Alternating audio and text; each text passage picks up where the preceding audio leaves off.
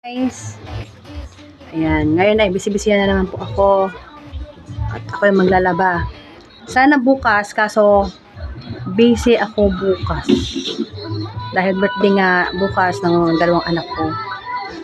Kaya ngayon ko naisip pang maglaba. So paano, samahan niyo ako maglaba hanggang matapos. At ayan nga guys, sinalang ko na pa konti-konti ang mga labahan ko sa washing machine.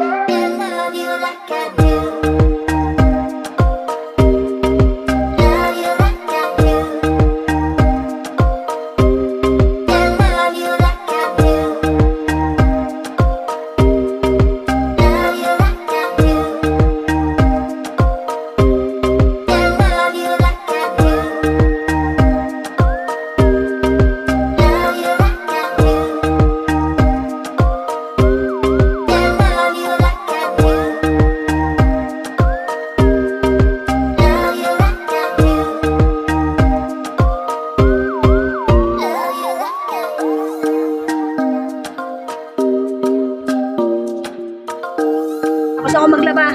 Inabot ako ng gabi. Ayan na siya.